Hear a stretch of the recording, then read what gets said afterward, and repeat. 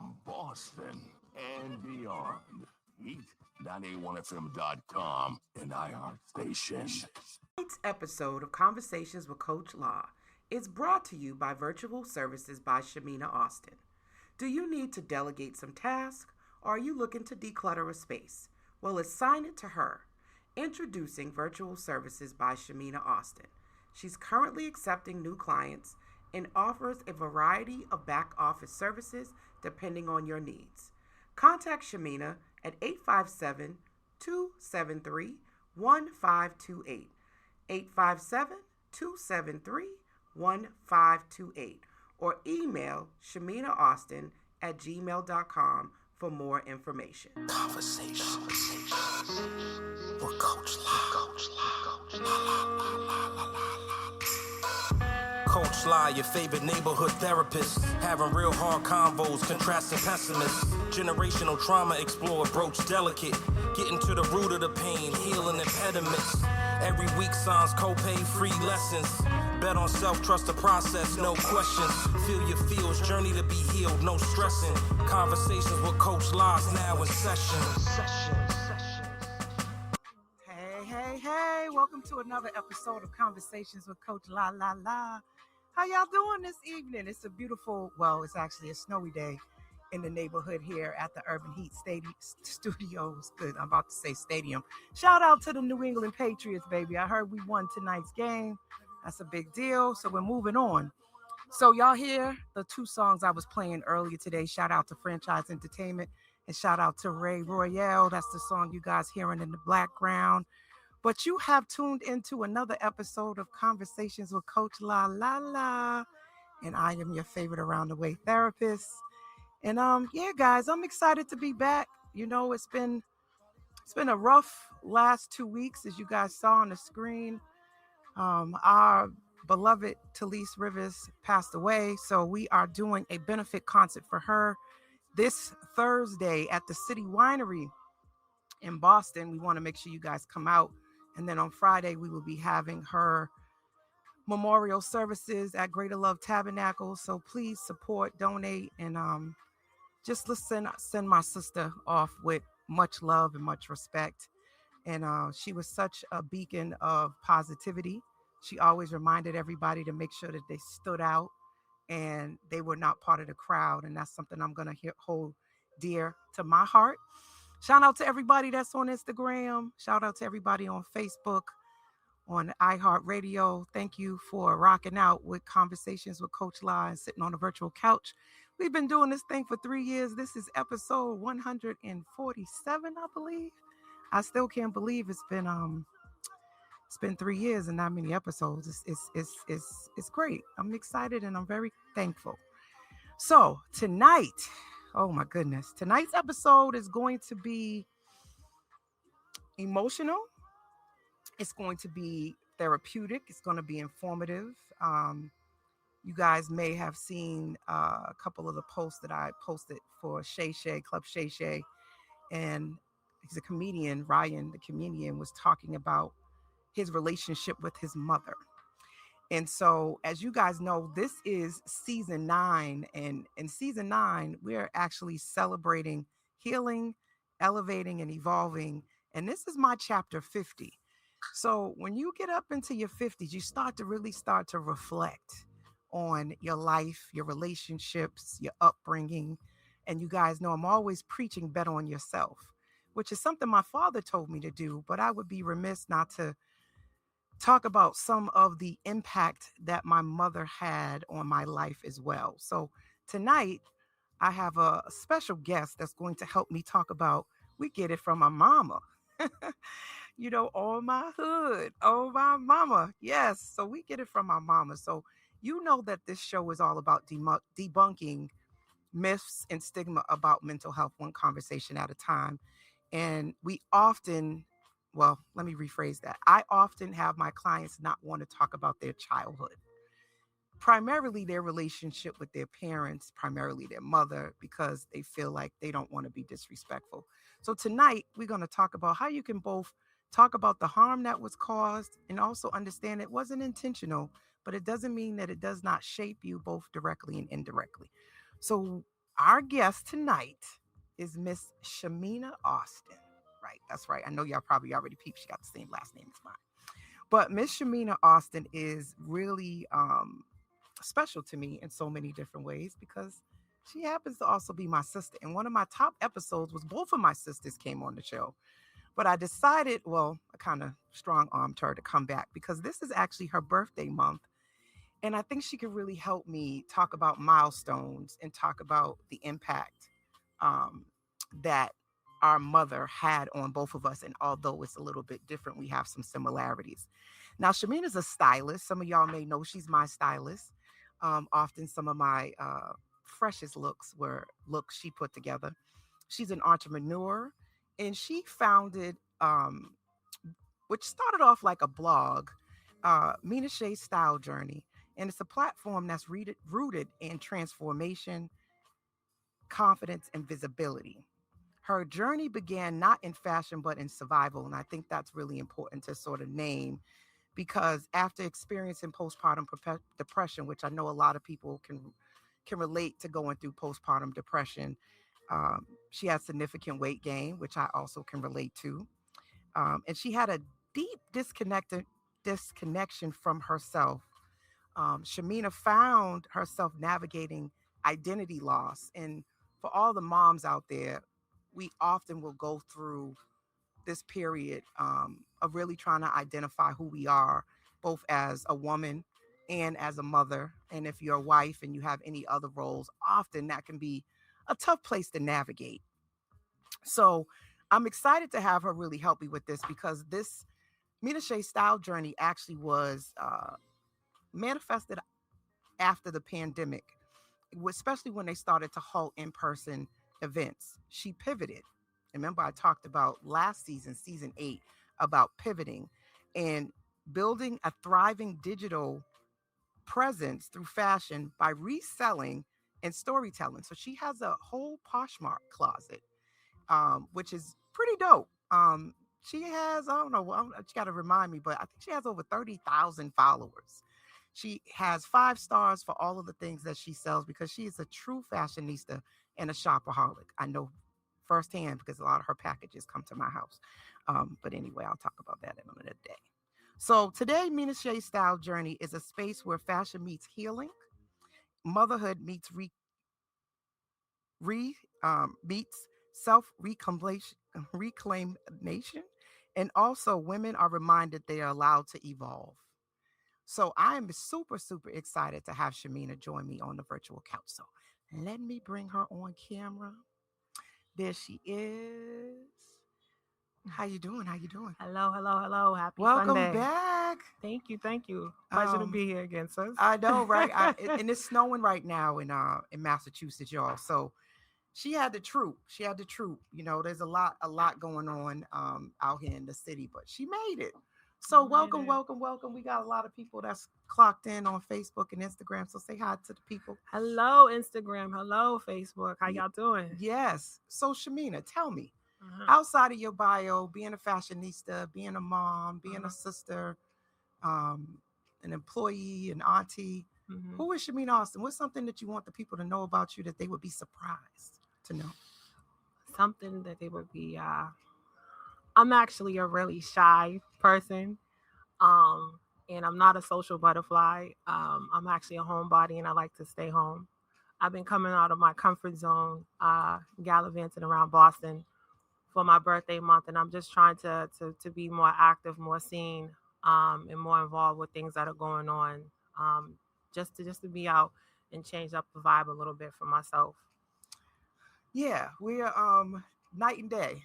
Night and day. Night and day. But you know what's so interesting about that is that we grew up in a 2-parent household. Yes. We have the same mother and the same father.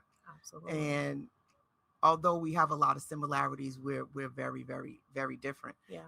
I think our mother has always called me the social butterfly. Absolutely. And although I'm the oldest, Shamina has been more the protector than me, I would say, in a lot of ways. I don't know how that happened, but she's always been a firecracker. I think it's because Grandpa told you, or no, Dad told you Daddy. to use your little apples and made you the little boxer, the little fighter of the two of us. I think I've always been more girly. You have, but I also think the dynamics of our family structure with, how things all played out when you were a teenager and just leaving home, it automatically just pushed me into um the older sibling. And then I had three little brothers that were right under me. So there wasn't really a place or position to be, this soft girly girl because I had to protect my brothers. So if something happened with them, they came to me. So it was just the dynamics were different.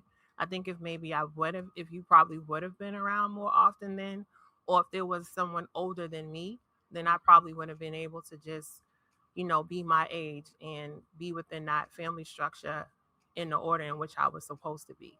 Yeah. But I got pushed up a lot faster because you weren't there. So Yeah. there was no buffer. I didn't Yeah. have anyone to go talk to about things. It was like I had my older cousins, but that was still outside of our household.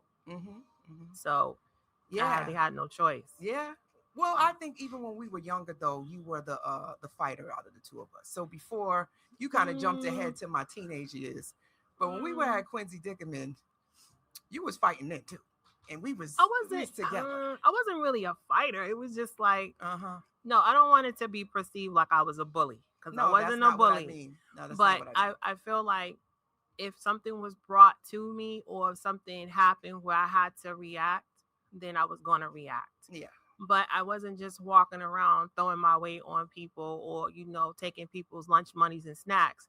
It was just she like, wasn't deboing people. No, it wasn't deboing. It was like, hey, if it came my way and I had to deal with it, I dealt with it. Right. That's a little different. Which I think me being the oldest and not having someone above me, I often was avoiding conflict. And you would be, if it was brought, you would be like, let's go. I'd be like, nope, let's not do that. Let's just try to avoid this. And that was not what you was trying to do. But I appreciate that about you. I appreciate our differences. I think as we've gotten older, we appreciate them more than when I was younger. Which brings us to what we're talking about tonight, right? Like we're going to be kind of jumping into how that all shapes us, right? Growing up in a two-parent household in the inner city, and a lot of people don't probably know this, but you were a little younger, but we were right in the middle of the crack epidemic, right? Like everything smack like everything sort of was different in terms of our upbringing. So I watch a lot of these shows that 50 Cent does or Snowfall. It's like, wow, I can really relate to my community changing and everything changing. I often think that shaped a lot of my ambition and a lot of my drive as well. But tonight we're talking about mother wombs, right? When you hear that, what do you think about when I talk about that? Whenever I hear anything about mother wounds, I'm automatically it's like a parallel or a connection between, I don't want to necessarily say negative things, but the things that happen with your mother that, cause you to have a wound. Yeah. Literally a wound. Right. And just certain things that your parent or your mother did that just really trying to scarred you. Yep. That you had to learn how to heal from yourself. You had to pray on it, talk to your friends, maybe other family members to try to figure out why. And then you had to heal on your own, but it carries on with you into your adulthood. Right. There's certain things that our mother said to me personally that really shaped how I had relationships with friends and with men. She was always very focused in on education. She always let me know very early on that a man was insignificant. It wasn't about building a relationship or trying to build a life with a man. It was you going out here getting your education, you get your money, you have your stuff set up for you. And if that happens to happen, okay. But we don't run the show over here that I'm trying to build you up or give you life skills to go and be some man's, wife or anything to that nature. And I think that was really based off of her own past and then her relationship with our father. Mm-hmm. So, well said. A mother womb is an emotional imprint, right? And our mothers are our first mirrors. And, I'm going to expand that to even say our caregivers, because sometimes it's not your biological mother. It could be an auntie, it could be a grandmother, but whoever was taking care of you in that motherly role, right, is the person that will either help you see who you are in a positive way, or they can actually have unmet needs, misattunement, and unresolved trauma in that relationship. So often we don't think about that. A lot of focus often on men, right? Daddy issues, absentee dads. Right. A lot of times people don't talk about how much damage and trauma moms can do. Yeah. And it's always, and I'm speaking as a mother, mothers sort of get a lot of passes, right? We sort of can take the baby home and people just assume we know what we're doing and that we're going to do the right thing. But often men are challenged, criticized. Do you know what you're doing? Right. You know, and I think that's unfair because they don't do the same thing to mothers. You get pregnant, you have a baby, they send you home with it. Father wants to do the same thing. They will give him the hardest time. It's a lot of scrutiny. It's a lot of scrutiny to step in as a dad. So we wonder why there's all these, you know, gaps between moms and dads. And I think a lot of it is how we treat fathers. Yeah. And mothers have such an impact, a major impact. And I think that's not just on women, but on men too. So absolutely. I have a clip that I want to play, but I have to do a little bit of switching the rules because I think to play this the way I want, I need to do a couple of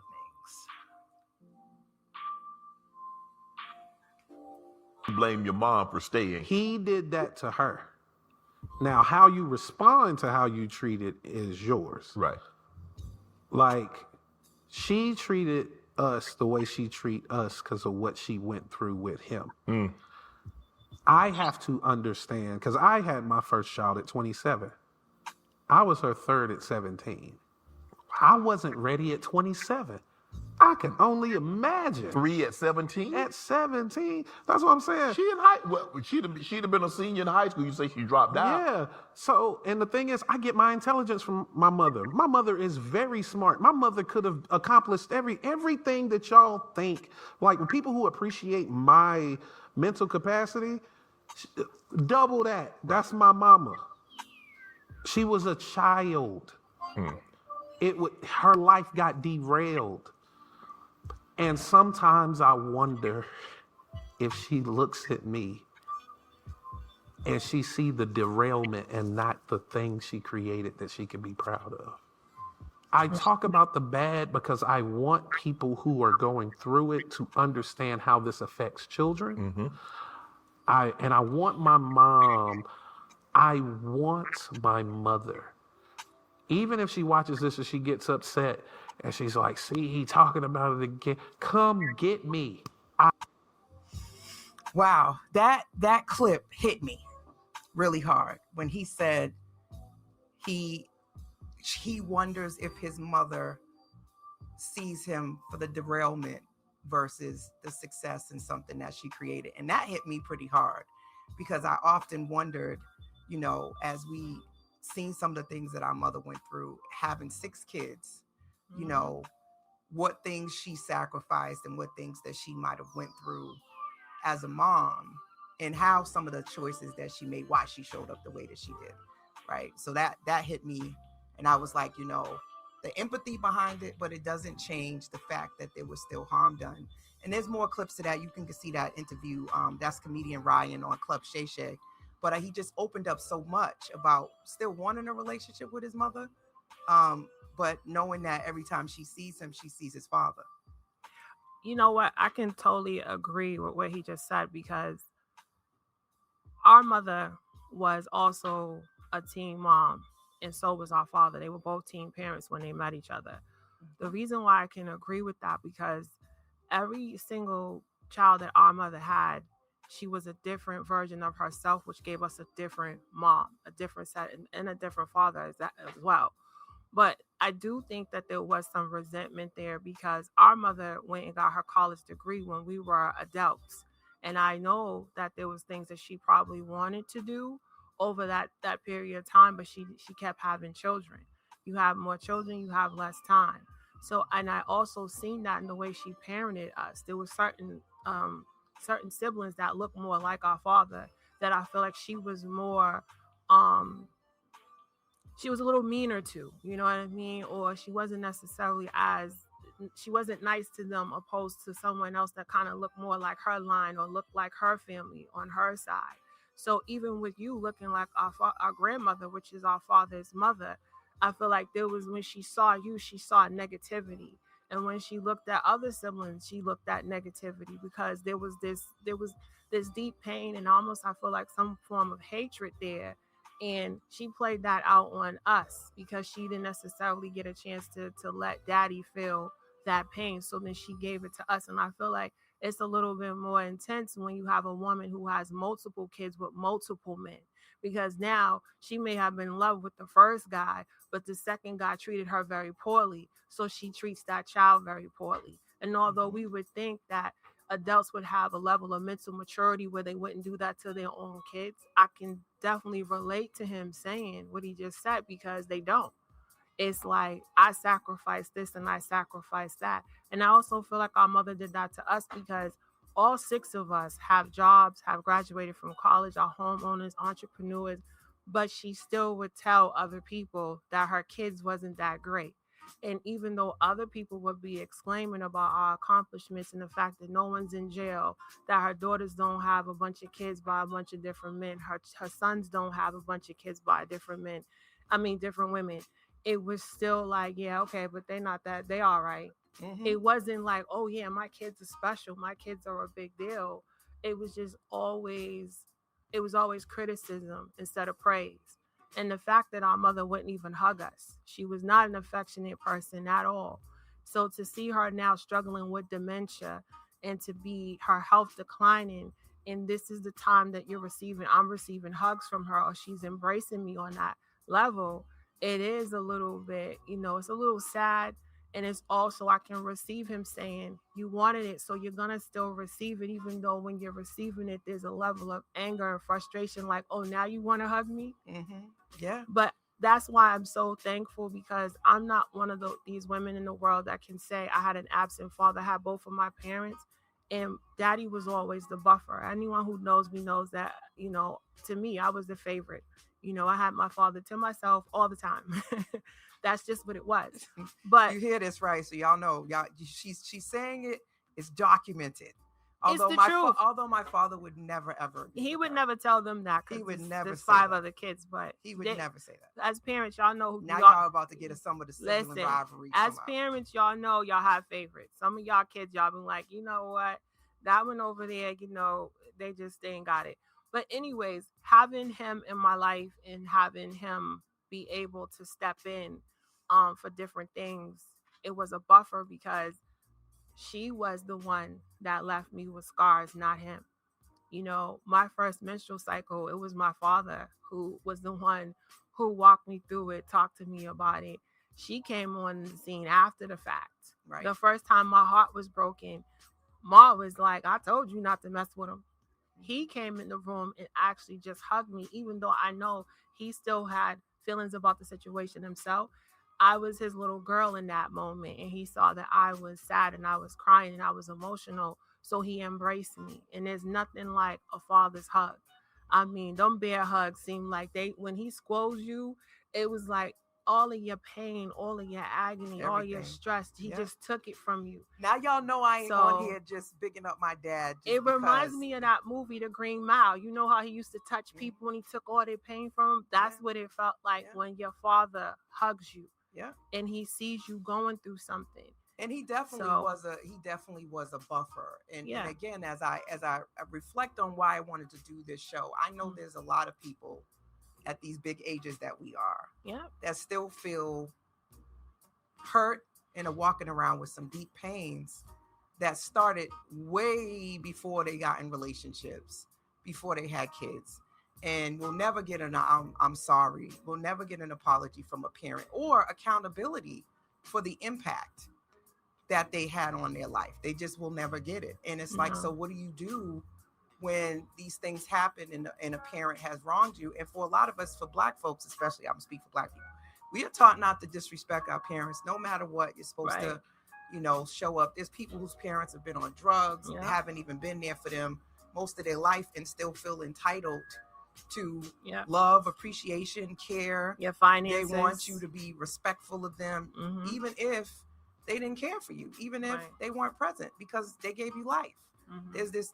So there's a lot of people that are like, how dare you? There's a level of resentment. Yeah. A lot of the people that come and sit on your sister's couch are grappling with that. Yeah. Absentee parents, and it's not always their fathers.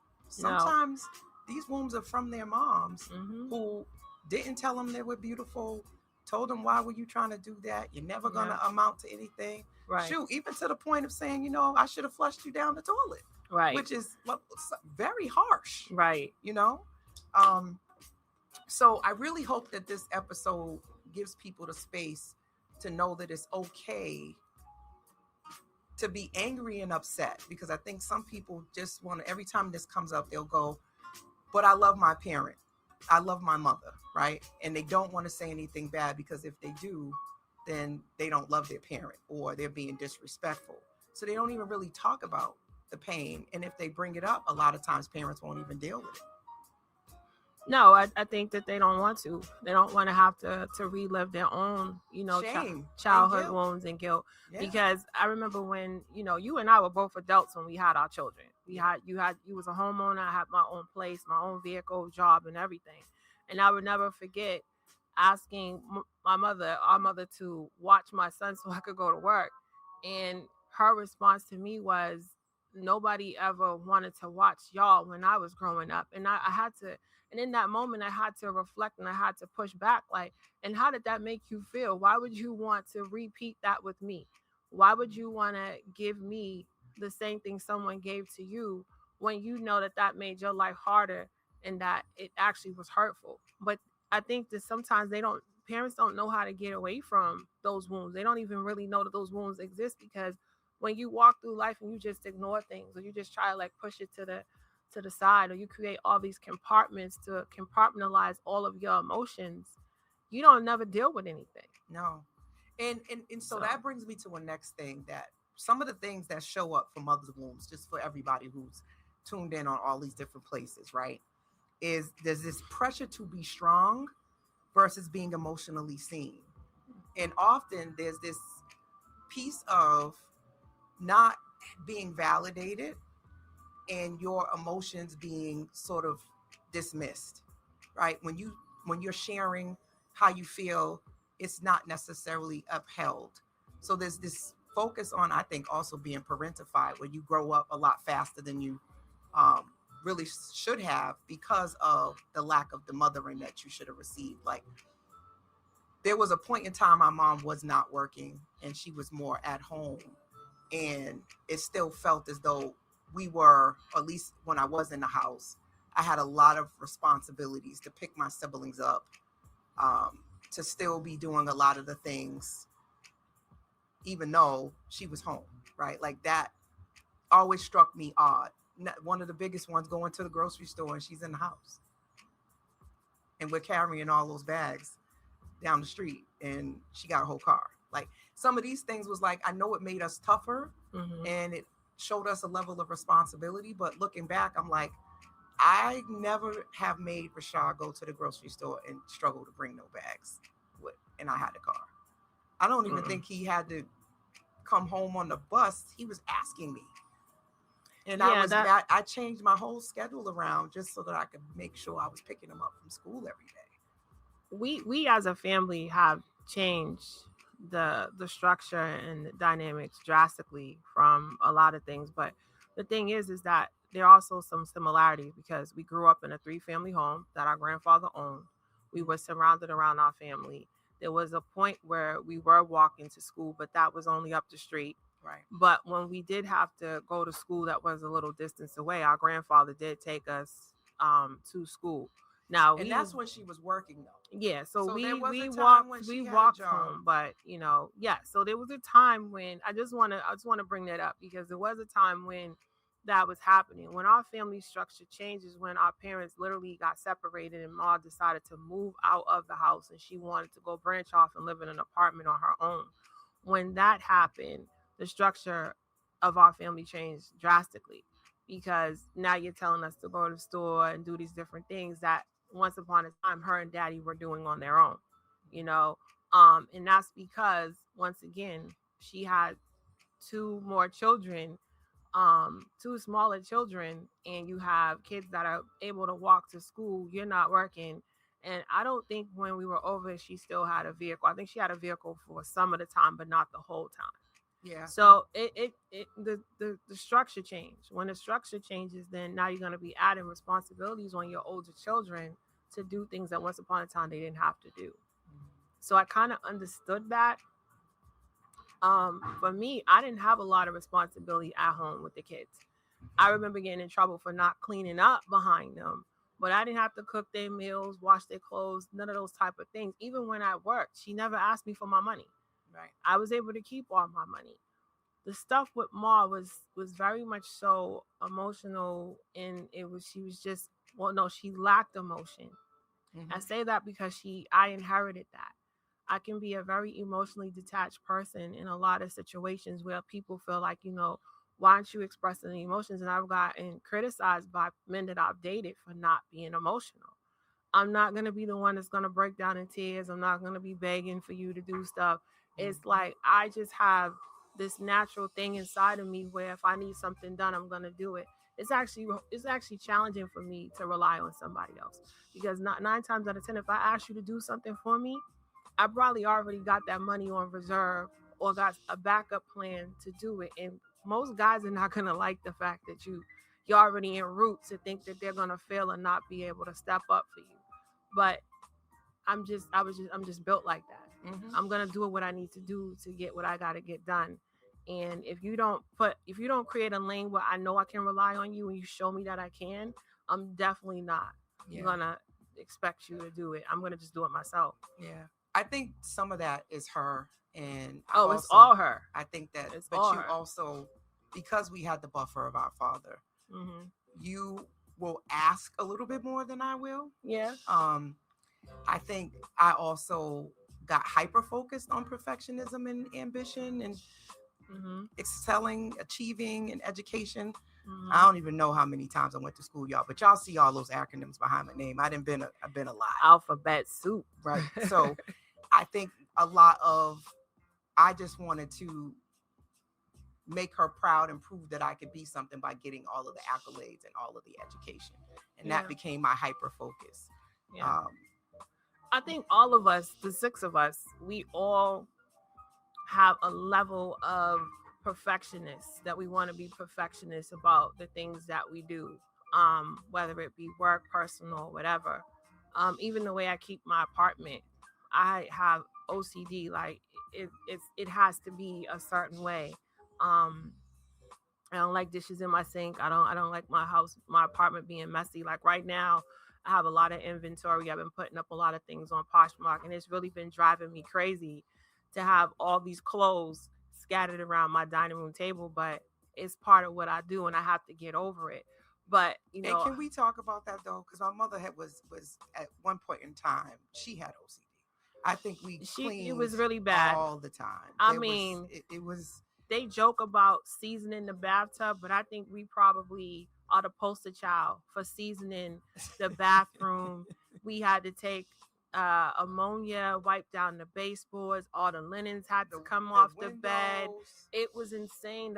Like cleaning up for us was so bad that it took us 24 hours to clean our entire apartment. Right. We wouldn't be done until almost deep cleaning. Yeah, we wouldn't be done until almost 6-7 o'clock at night, and she would cook. That's one thing I have to give my mom a lot of credit for, was she was not the easy bake oven cook. She made homemade ice cream. We had meals when we came home from school. I'm talking about fried chicken, spaghetti, you name it. She had it. And we always had that. Over time, things change, but as a child, she definitely had her. She had the homebody. The homebody stuff was well enforced. Right. The house, I would not be clothes, all that. Who I am without her influence. I definitely think my drive, ambition, I would even say my integrity. Like there's a lot, my moral compass. Yeah. To the extent that it was often that our mother thought that she was never wrong, right? That was probably the biggest point with her, is like not taking accountability, not apologizing. She was never wrong. And that was tough. Yeah, because I think our mother, and I say this with all honesty, I think she thought she was perfect. I think that she really thought that she was perfect. She didn't do anything wrong. It was everybody else's fault. It was everybody else's problem. Because I remember she always made comments about, you're just like your grandfather. And this is our father's side. You're just like your grandfather. You're doing things just like your grandmother. We never had any flaws that she said, you know what, you just stubborn just like me.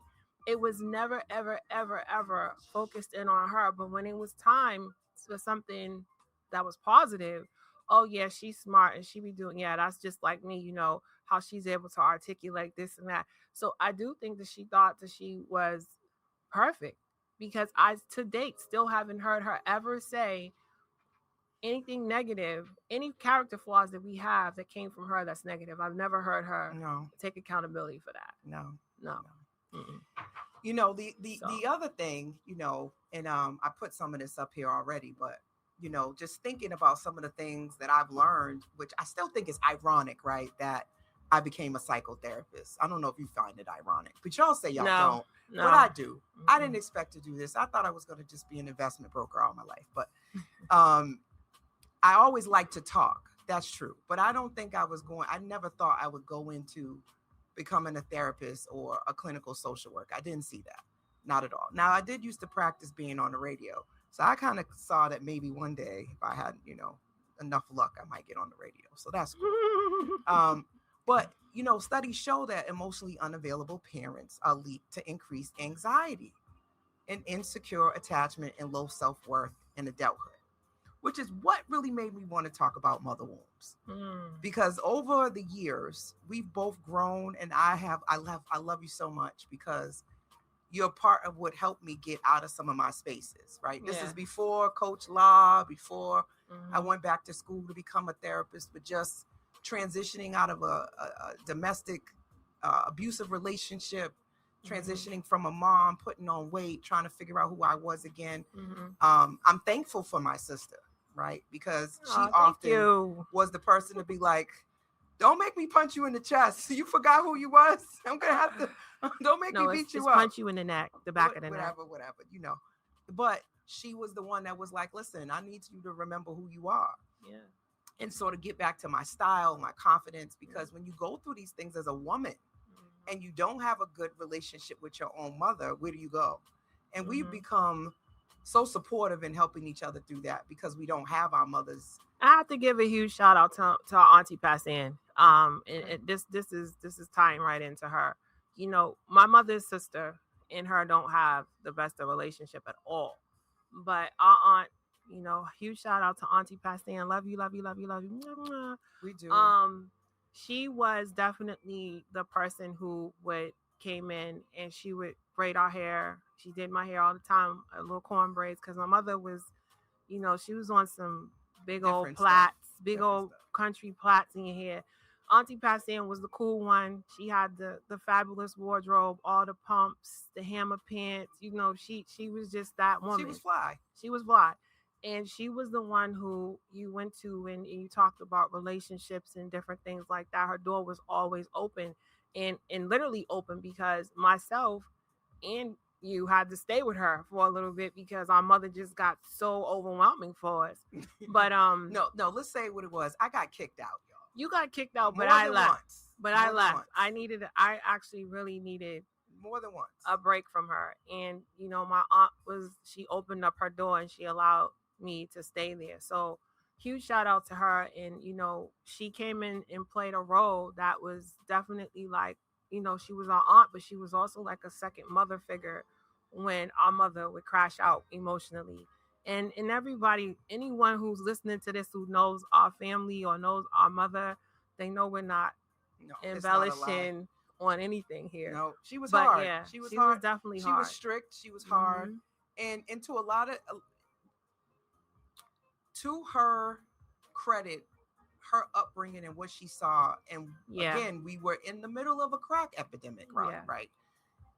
I think it was her way of trying to keep us safe. We have to give her credit for that. I think it was her way of keeping us safe. Yep. So she wanted us to be afraid of her. If you that was really, I felt like if I was afraid of her, there was certain stuff I wasn't going to do. Yeah, Right. because if you came home and someone knocked on the door and said, really would have said, Shamina's out here selling drugs, I would be more scared of getting my butt kicked by her or hearing what daddy was going to say than the police or anybody in the neighborhood. So, yeah, I think her creating that fear factor, and I think what you just said just hit it on the nail. Growing up in an inner city where, especially when we were kids, we had what, 2 crack houses on the street, yeah, and an after hours spot. Like, it was on the street. Blue Hill Ave at that time, anybody from that era, Packies was lit at night. That whole area down there, when the lights went off, that's where they went, and they were at. We wasn't allowed to go outside. All I'm saying is that at least I wasn't. She was sneaking out. The reality of it is a lot of her methodology I do understand. Yeah. But I often felt she was too strict. She was too hard. Mm-hmm. And I would have appreciated a little bit more hugs, a little bit more love, a little bit more grace, a little bit more understanding, and for her to actually acknowledge some of the things she had gone through so that I would feel normal. I think that would have helped a lot if she would have just said, and she did sometimes, but that wasn't her natural temperament. She would at times be like, yeah, I dated, messed with an older guy back in the day. And I told you that's how she told me. I dated one of my first boyfriends when I was older, and it didn't work out. So I was trying to tell you not to do it. That didn't work like that. Just like how she dealt with the whole intimacy. It was like, you better not go out here and do it. And I'm going to know when you do it. It was always scared. So it was never just like, let's sit down, let's have a conversation about it. And you kind of like, add in here a component of you being a human. It was always like she was up here, she was perfect, and everybody else was down here. And it was just like, but you had kids when you were a teenager, well before me. When you had me. So by the time my mom before she was 25, I think she had 3 kids. Yeah, you might be right. Because I was 16, and we're all 4 years apart. So she was 20 by the time she had you. Yeah, and Dayron's 4 years apart. So she was like 25 with 3 kids. Yeah. So and she hustled our father into marrying her because it was kind of like, I got 3 kids by you, so what you gonna do?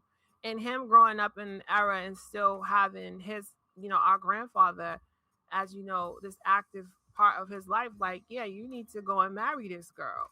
Yeah, it was almost like a shotgun, but to a certain extent. Even though, from what Daddy said, because I believe you got to go see the pastor. I've never been married. You have to see a pastor prior to getting married, and I believe the pastor told them, like, I don't think you guys should get married. I don't think you guys should get married. I think you guys have some things to sort out before you get married. And he said, Ma told him, I don't want to hear that. I have 3 kids. We're getting married. So that kind of set the stage and the tone. I can totally believe that, how things played out in the long run with them. But so I think like the whole anxiety of that was kind of what I was getting at. Like, I was very, very anxious. I think a lot of my fears were passed on by her, like not wanting to get on an airplane, being scared to travel. Like there was just a lot of things that she was completely uncomfortable with us doing because of her own fears. She didn't want to step out of her. You're right. She didn't want to step out of her comfort zone with a lot of things. And it was definitely trickled down to us, but we all changed that. We just like shattered the stage, the glass ball, because we get on planes, we travel, we're entrepreneurs. I remember when Dad wanted to start his business and she was just like, what are we doing? No, this is not a guarantee. We don't know if we're going to even, earn anything from this. And he kept trying to say, well, we should try. Let's try. She was very against not trying it. And I think because she grew up in an era where, housing and finances were a big deal, she's always tried to tell us about subsidized housing and transitional assistance. And we was all like, I don't want to be on no transitional assistance. Like, I want to go work. So we would go work 2 jobs just to avoid having that. But she grew up in an era where she always is advocating for, get your housing, make sure you go out here and you get this and you get that. Opposed to our father, he was more geared towards, get you a union job, or go out here and make sure you have employment, or go try to start a business. That was his way of earning money, and they were very different And I when it think came that down to that. Yeah, caused a lot of clashing it in their did. marriage too. Yeah. Which brings me to my next segment. What does therapy mean to you? Now, the irony of having a sister who's a therapist, right? Even though you say you knew I was going to become one. Right. My family often tells me don't do therapy on them, especially my son. So for you, how does therapy play into it? What do you think about it? Like, what's your take on it? And do you think as a family, would we benefit, or would we have benefit? Will we benefit if we all went to therapy? That actually is a great question. I personally have saw a therapist one time. She was a Caucasian woman. It was a terrible experience, and I never went back. I tell my family this all the time because it's true. I do understand the benefits of therapy, but I kind of taken on the old school version of therapy, which is to talk to the Lord, because I just don't know how. I'm not really that comfortable sitting in a chair, talking on a couch virtually or whatever, really exposing myself like that and being that vulnerable with a stranger. So I personally um don't go to a therapist, but I do feel like there is a benefit to it of having someone that's outside of your circle that you can actually go and allow yourself to be vulnerable with and have that conversation. Because sometimes having conversations with your friends, especially women, I have to say this, women give other women the worst advice. And I think that sometimes you need to go and talk to someone else who has nothing to do with the situation, knows nothing about you or the people that you're talking to, and actually have that conversation with them. Would our family have benefited from therapy? I think so, especially at certain times in our lives when things were happening. I think when our parents originally separated, we should have went to therapy. And I say that because that would have also allowed our parents to have an authentic and organic conversation where they would have found out that they were no longer compatible for each other, and the expiration date for their marriage relationship had it was there. It needed to let it go, because I feel like our father died from a broken heart, and I feel like our mother is currently miserable from a broken heart. And I think if they would have went to therapy, they could have sorted out some things, and they might have found someone else to be with, or they would have realized that it's okay to be by your goddamn fool yourself. Yep, yep. Eat your pineapples, watch Netflix, go work out, do something. But this right here of coming home to each other every day, or pretending that you're not with him, but then you're saying you got a date, and then we come here and see our dad running out the bathroom or to her moving, room. or moving. It was crazy. Moving the same day that my mother left my father. He was right in our house. He was in the apartment. Mm-hmm. So it was like, what was the point of you moving out of his house? It was a power thing with our mother. That's why it was a power thing in general, right? She wanted to let him know that she was in control. It was always a control thing. Like, I'm going to show you. And she told us. Our grandfather said, you're not going to find any place to live with 6 kids. And she said, I'm going to show you. So it was no longer just about her finding a place. It was, I'm going to prove Mr. Austin wrong, and I'm going to go do this. Yep. And then when she did that, she changed the dynamics, and she also changed the financial situation, because now our father's pulling money out of his house to take care of a second house, and she's living with the man, and she's having to pay child support. It was insane. Yeah, so we need a whole nother nother show to really break it down. But I think the other thing,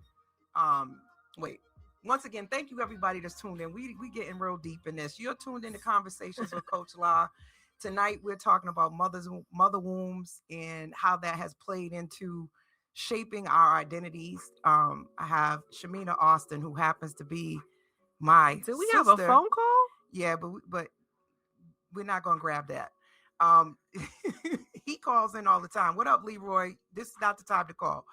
Shout out to everybody on Instagram. Shout out to Rebecca DuPont. She just checked in to check in on Instagram, thanking us for sharing this conversation. But often people don't realize that therapists have a past, have present, and a future. Mm-hmm. And often, I would say it's not that I get exempt from life's all the time for me. Mm-hmm. But I will say my skill set and my knowledge has helped me respond, have empathy, give myself grace, other people grace, and self-compassion that I don't think I would have been able to do before. I don't feel I'm walking around with a heavy heart or angry, right? I understand the dynamics of things, but I still don't think how things played out was okay. Let me, for example, our mother never left our dad, right? Legally, they were still married to the day our dad passed away. And we never saw anything else. And to a certain extent, that was very unhealthy to see two people never ever leave each other. I think it played into me, one, not really leaving certain relationships and staying in things way too long. Well past the expiration date. Because I thought that was what love looked like, and that's what you were supposed to do. Again, this was before I became a therapist, y'all. But I will say, going back to school and getting my master's in clinical social work, it was a self-discovery time for me as a woman and as a Black woman, as a mother. It helped me understand a lot of things that I kept saying or asking God when I would go pray. Why me? Why have these things happen? What is this about? It gave me a psychological, biological understanding of human behavior and why some of these things transpire, which is why I say therapy is helpful. But having the right fit matters, you know, I think more than anything else. And I can't be a therapist to my family, but I think, a great resource. I think me going into therapy and becoming a therapist has allowed me to be an antibiotic in my own family system. I think if I weren't in this field, certain things with our mother's current condition and how we're handling it would have probably played out differently. What do you think? I would have to totally agree. I think you're the buffer, because a lot of times, you know, with me, I'm like, you know what, that's it. Let's call the best team. Because I don't have the patience for it. I'm being honest. I love my mother to death, but I feel like there's levels to this, you know what? And I love her, but if I don't have the capacity to do something, like I told you guys earlier, I'm a perfectionist. If I don't have the capacity to play this out and do this to the best of my ability, then I think we should hire the professionals, and someone else needs to come in and lead the way, because this is not my field or my place. But I do think you going into this field, you do definitely, her favorite thing is to say is, I respectfully have to push back on that. So, you know, in conversations where it could get a little heated, or people are like, you know what? Because I'm the first one to say, let's call the best team. That is it. Let's call in for reinforcements. And she's going to say, I respectfully have to push back on that. This is what we need to do. So I don't sound like that. So I think it's really good to have somebody that is able to, like, kind of diffuse the bomb. And I think you haven't went down this career path. You're the one that's able to do that. And all six of us have a set of skills that we're able to contribute to helping our mother actually have a plan. And we've handled the situation very strategically as a family, because our grandmother, which was our father's mother, she got put into a nursing home. Even though my grandfather still had his 3-family house, she was in a nursing home because they just did not have the ability to care for her. So, you know, you going into this field, being able to add your clinical perspective, and then even having the resources for us to be able to directly tap in, have been, you know, super helpful for the situation, and for us to handle this in a very healthy manner. And people not be stressed out, because we've done a really good job with delegating and giving each person a responsibility that they're capable of handling. And when we see somebody needs to tap out, we let them tap out and we tap in. So I think that's the biggest thing, is that we don't shame each other anymore. No. We understand that this is an emotional. Well, we weren't shaming each other. Our mother was putting us up against each other, making it sound like someone wasn't doing something. Expect the unexpected. Unorthodox radio from Boston and beyond. Heat981fm.com and IR Station. I have to say big shout out to Mark Harris. I hope you're feeling better. I know you tune into the show. I love you, Mark. Oh, that was so sweet. Yeah, that's his voice. So I love Mark's voice. But I think you're right. And as we sort of think about where I want to go next, because this last segment we talk about, actually we have 2 segments to go, but the bet on self moments, right? you and I both talk about this a lot, but bet on self moments, those times in our life where we said, you know what, despite our upbringing, despite what we've seen, haven't seen, what we didn't get, we're going to bet on ourselves. We're going to believe in ourselves. We're going to empower ourselves, and we're going to transform things. And I think what you described just now was me being a cycle breaker, which is something that they actually talk about in school, right? Breaking those generational cycles, because what you don't deal with, what you don't heal from, actually gets passed down. So me and you both are moms. Right. Our brother also has a son. And I think we've been very intentional about brothers have sons, and very intentional about how we parent, and also reparenting ourselves too in a lot of ways. Right. So talk to me about your bet on self moments. I know you've had several. I mean, but what's something that past, present, or future in terms of what you think you're doing in terms of betting on yourself right now? Well, as you stated, I've had a couple, but I think the major flex was when I was when I started my business. It was built off of me having to make it happen, and like I stated earlier, I'm gonna make it happen regardless of what I have to do, because I have to get it done. So I was working at a nonprofit. They didn't want to give me the money that I felt I was worth, and I respectfully declined and left the job. They also pushed back and didn't even want to give me unemployment. So here I am now paying market rent in an apartment, raising my son who's autistic, and I had to figure out, what am I gonna do? Now, although I had some money saved, it was like, this is only gonna last so long, because once again, I'm paying market rent. So this is when I decided, after having conversations with my two sisters, Coach Law, one of them, they were like, you need to just go full throttle with your business. I not only had my Poshmark closet and was selling clothes, but I also started or relaunched my cleaning and decluttering service. And I decided I would be a virtual assistant, because I was going to offer my clients the same skill set that I had been given this company that would not pay me what I was asking for. So I got one client from, she actually reached out to me from, what is that thing called again? LinkedIn. She reached out to me from LinkedIn, and then I had 2 contracts for my cleaning service, and on top of that, I had my Poshmark closet. So I was making good money. The money was so good that I was working for myself for almost 2 years. 2 years, just solely me paying all my bills, money in the bank, everything's working cool. Next thing I know, I had my clients, the contract ended, and I had to make a pivot. I did not want to go and work for anybody. I had been applying for jobs. But in that moment, I had to bet on myself, because I had not only myself, but I had a child to take care of. And it wasn't any time to go and cry. But I'm going to say this, and I know a lot of women can relate. I shed a lot of tears in the shower. I punched the air a lot in the shower. I cried a lot in the shower. And I also prayed a lot. I had 2 jobs, and it was something that I had to do. I was tired. I was exhausted. But I feel like that was the major flex for me with betting on myself in that moment. Yeah. Absolutely.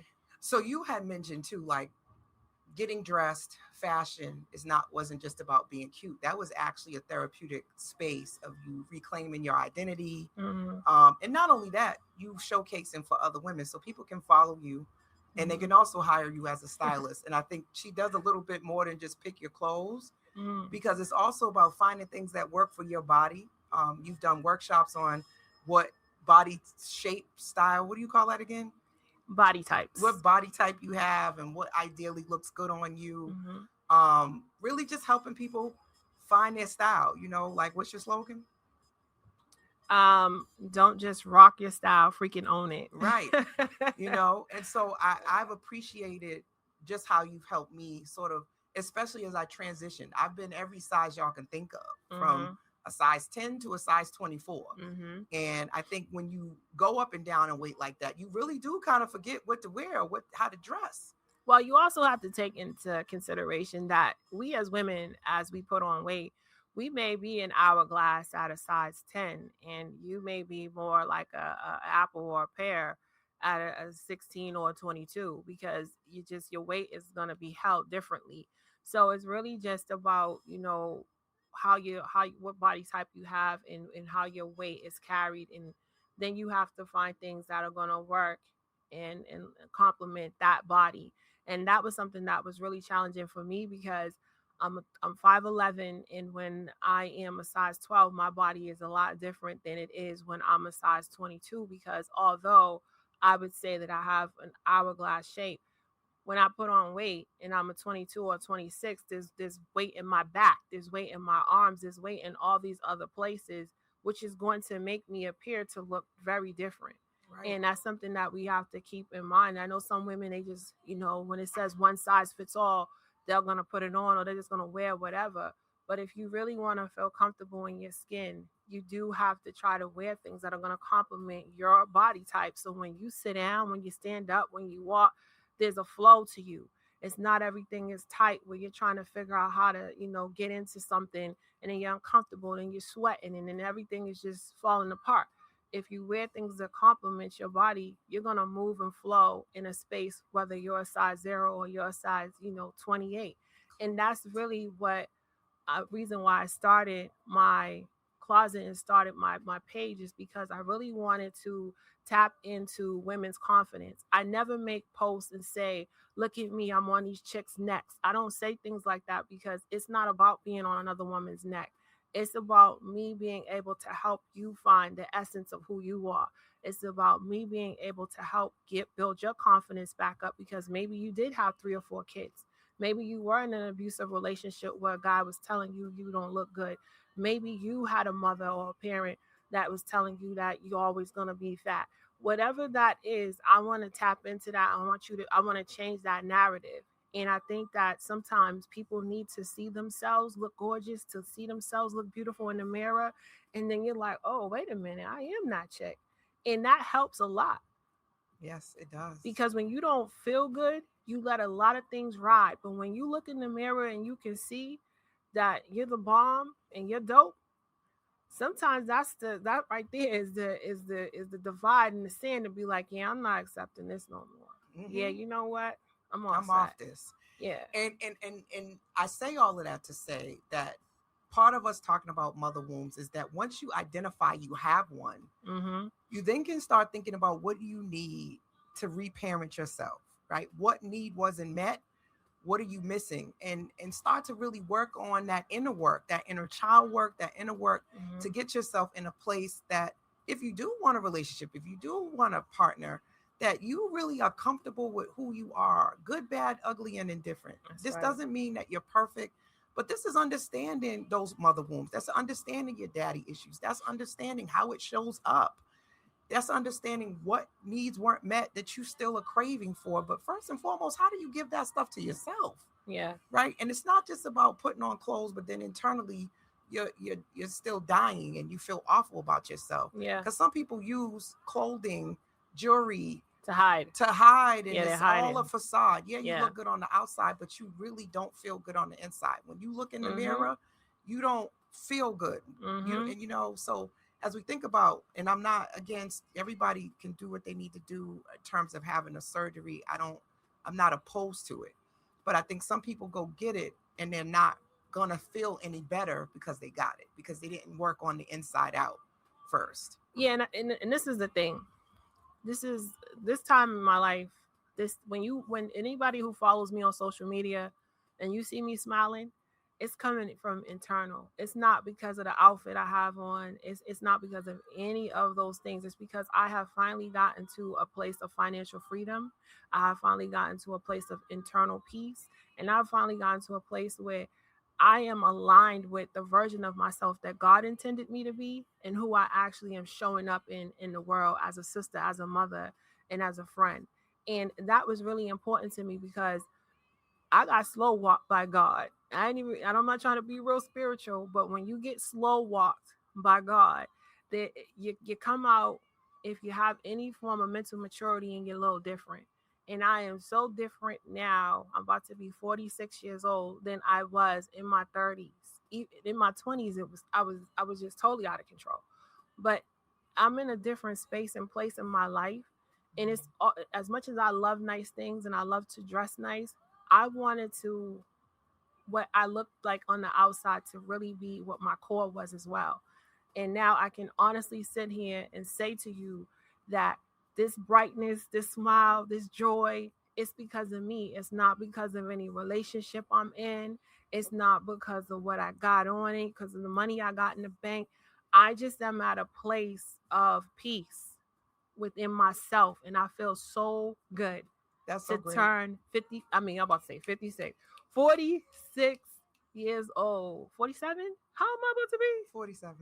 40. Geez, 47. Because with 3 years, Yeah, I was. I'm getting all messed up. 45. But 46. I tell you, as your older sister, and I think this is also probably you're gonna say ditto back to me, and why this is such a phenomenal show. Um, we've seen each other grow. We've seen each other in our worst moments. Yes, yes, indeed. We've seen ourselves when we were depressed, low self-esteem, fat, and it's been such a beautiful experience. Losing weight together, doing 5Ks together. That's been awesome. Just getting our money right, supporting our kids, and even working through these parental issues, right? Being able to be supported and validated, because I think that's what some family systems are missing, is that you don't have a sibling or someone else that can validate the experience. If your parent can't validate it, at least your siblings being open. And I have to give a huge shout out to all my siblings, because we are pretty dope in supporting the different experiences and the different versions that we've gotten of our parents.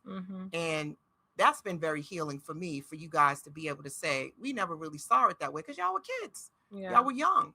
But as adults, we've been able to see each other's experiences, validate each other's experiences, and give each other the space to be able to talk about it and not be, that didn't happen. That wasn't what happened.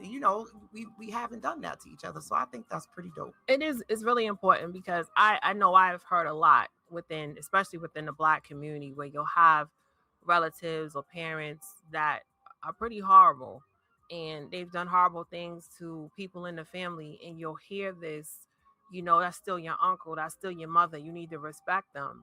And it's never any accountability on that adult that I understand why you feel that way.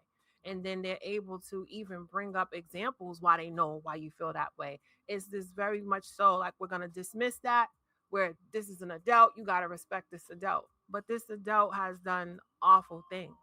So I'm really glad that we as a family, within our family structure, there's a lot of accountability there. And we do not do that to each other. Even if there's an experience that I didn't necessarily experience firsthand, we still give each other the grace to be able to express that and come from a level of sympathy and empathy about what's being stated. So that's really important. Yeah, I think it is. And again, you guys have been tuned into Conversations with Coach La. I told y'all this was going to be a doozy, this virtual couch. But I also hope it's not a doozy. I do hope that, although we're talking about a very heavy topic, that there's a place for you to see that there's also validation and healing on the other side. And sometimes it's not going to come from the person who harmed you in your family system. But if there's one family member, an auntie, a cousin, an uncle, a sibling that actually sees you and validates you, sometimes that's what God sent to help you heal through it. It may not ever come. You may never get an apology from the person who done you wrong. My mother never has apologized for any of the things she's done. She stands 10 toes down that she was right. And that's been a tough pill to swallow, even now at this big old age. But I get it. Her actually acknowledging that there's shame and guilt that she don't want to open up. And now that she's struggling with dementia, I'm never going to get that. Well, see, this is the thing we have to realize too. Closure is not something you're ever going to get from another person. Not from the person who hurt you. Closure is always going to come from a place of understanding the role you played in a situation, a role the other person played in it, and coming to a mutual agreement within yourself understanding, and then allowing yourself to accept that and to move forward and start your healing process. Yes, called radical acceptance. Because but the thing is a lot of times people want to, wait for someone else to say it to them. It's like, no, we now have a clearer or better understanding of our mother for her childhood, why she did what she did, how it made us feel. And now we have the responsibility and the job and the obligation to ourselves to say, okay, fine. I know she didn't get this and this is how I feel, but now I got to move forward because I'm not trying to have the same relationship and connection with my child. I hug my son all the time. I tell him he's awesome, he's handsome. Sometimes like, Ma, what are you doing? Right. We have a relationship. When we clean the house together. We got on the music, even though I find his music to be awful. I let him play it. I throw him my Keep Sweat. He's like, Ma, what is this? And I hear him playing it when I get home from work. My nephew is so totally a 90s baby. We clean the house together. He's not expected to do any of the things that made me feel some type of way. Now, I order all my groceries online. So naturally, there's days he has to go, but we have an elevator. He goes downstairs and he brings it upstairs. And sometimes I even help him. But the reality is I'm not having my son go walk to a grocery store, put him in a cab, whatever, and have him go shopping. That's not our dynamics. I'm not making him do things that he doesn't need to do. That's my responsibility. He still has a childhood. And I think that's really, really important. Yeah. So let's go ahead and get into it. We're about to wrap this bad boy up. Is it about that time? It's been about that time. We actually taking my extra time. So we headed into Coach's Corner. Y'all see that? I love these. Thank you, DJ Payne, for my visuals right here. Coach's Corner. At the end of the day, when we think about coaching, think about therapy. It's often like boxing. And there was an actor who talked about this, about you have your coaches in your corner and you go in the ring. Right. You know what I'm saying? You do your 1, 2, 1, 2, 1, 2, 1, 2. They ring the bell. You go back in the corner and your coach gives you some tips, duck over here, move over here, watch your feet, blah, blah, blah. They clean you up and they send you back out there. Right. So that's sort of like Coach's Corner, because at the end of the day, life is going to life. That's right. And no matter who you are, sometimes you're going to get a little beat up out here, right? It's not going to always go your way. We would hope that we have caregivers that give us all of the tools, but the reality of it is that most of them did the best that they knew how to do on what they knew. Right. And sometimes that still wasn't enough. And sometimes they totally missed the mark. Absolutely. Now what? So what do we want these lovely listeners to take away from this conversation as we close up? What are some things that, as they just came out the ring and they're in the corner, what do you want them to know? I got some closing thoughts too, but what do you want people to take away as we think about mother's wombs and we think about identity and finding your way in this thing called life? What do you want to leave them with? First thing I'm going to say is it's okay to cry. It's okay to cry. It's okay to let your emotions out. Find something healthy, something safe where you're able to let out those emotions and those feelings that you may not necessarily want to go and talk to anyone about, whether it's take a walk, write in your journal, do poetry, whatever. Find your safe space for yourself and to just really don't allow, no, actually, let me rephrase that. Your parents' relationship and who they are not you. You are your own individual. You are your own person, and you are the author of your own story. And no chapter is over until you put the period on it. It has nothing to do with your parent. You are you. And even though we have wounds from our mothers and our parents or people that have harmed us, you got to also remember that that's a them issue and it's not a you issue. Well said, sis. Have I told you how dope you are? How much I love you? Like, I think you're so dope. Thank you. Thank you, Sonia. Sonia said, shout out to both of you queens. I was so waiting for this show, and I'm glad I was able to tune in.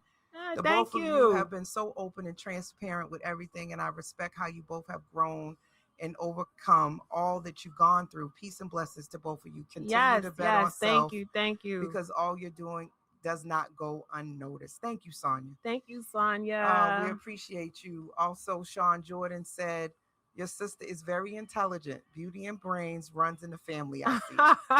Thank you. And then we got LaDonna. Thank you, LaDonna. LaDonna, hey. She said great clothing. She said great clothing, and she's a verified buyer. Yes, LaDonna, please write a review on the page. Thank you. Thank you very much. Thank you. And also Instagram, shout out to Amanda Shea all day. I see that there's a bunch of them, but y'all know that it's so small on there. I don't want to miss nobody. Listen, let me say this. It's not that I'm ignoring anybody. If I ever see you outside, I have bifocals and I don't have them on. I can't see anything. But thank you for all the kind words. Thank you. So, Coach's Corner, a moment to reflect. Here we go. All right. Unpopular opinion. We are still mothering and still need mothering at these big old ages, y'all. So how do we mother ourselves differently? Some of us think that because we've arrived and we're now older that we're all set. Adulting is a stage of development, just like every other stage of development. Yes, it is. And no one really gives us a blueprint on how to adult. You think that you've gotten everything through, adolescence and preteens and your young adulthood. And all of a sudden you get to 2021 and people think you know what you're doing. I have a 20-year-old son. He don't know what he's doing. He's still learning. Yep. I love and miss our dad so much because one of the things he said to me, he said, when you become an adult, you need your parents more than ever. Because this is where you actually get an opportunity to practice and try the stuff that we've been taught. Yes. This is where you start to mess up, make mistakes, get your heart broke. Things don't go as planned. And this is where you start getting that negative self-talk and you get scared. When you're younger, you are brave. Fearless. We are brave. You think you can do whatever, but when you get in adult hell and you get that first heartbreak, you don't want your heart broken again. When you mess up your credit the first time, you don't want to do it again. All of these things, now you get scared. So you need support systems. And if your parents are not your support systems, get you a good coach, get you a therapist. And sometimes our partners become these surrogates for what you missed in parenting, which is not what your partner is supposed to do. No. So often we put a lot of pressure on another adult who also usually has deficits to come in and fix us and to save us. Let's stop doing that, y'all. Let's start doing the work. If you need a therapist, I'm still taking clients. I also have get a punching bag. And yes, that's a good idea. I love boxing. Y'all know that. Get a punching bag. But I have two therapists that are on my team. So if you know me, you don't got to come to me. You go to one of the other therapists that are part of my practice. But I really appreciate this conversation, sis. I'm so glad that you made time to come. Absolutely. Always. Anything for you, cheese ball. Oh, don't say that. Oh, sorry. You guys just found out what my nickname was. Anyway, your legacy, remember your legacy is built in your patterns, not your promises. Your legacy isn't just what you leave for people. It's what you leave in them. So as you are thinking about parenting or having children, this is a big responsibility when you go have kids, y'all. You are their first teachers, their mirrors, and first love. And for those of you that have already made some errors in your parenting, it's not too late to go and give your kid a hug and to say sorry and to take accountability. You still have the ability to help your kids, your adult kids, heal. Yes. I'm so thankful for the time I had with my dad before he passed away. I don't have daddy issues. My father was awesome. He took responsibility, accountability. He listened. He was empathetic. He was understanding. He was awesome. And if he hadn't been that way, I probably would have daddy issues, but I don't. And I don't have mommy issues because I keep working on myself and I have awesome siblings and awesome support system. So I hope y'all got something out of this conversation. Make sure y'all come back next week. I have a whole nother guest, another virtual couch. And I won't tell you who it is right now, but y'all need to make sure y'all come back next week. It's going to be a great virtual couch. And I'm going to ask him some really deep questions, different than what everybody has asked him before. So make sure you tune in so you can find out who it is. Thank you guys for tuning in. Thank you guys for tuning in. Have a good Sunday. Week. Oh, enjoy the holiday for those that are off. Yeah, we're going to go have some cocktails together now. Bye. Thank you guys for tuning in. See you next week. Bye. Nancy, Smokehouse. It's the urban heat.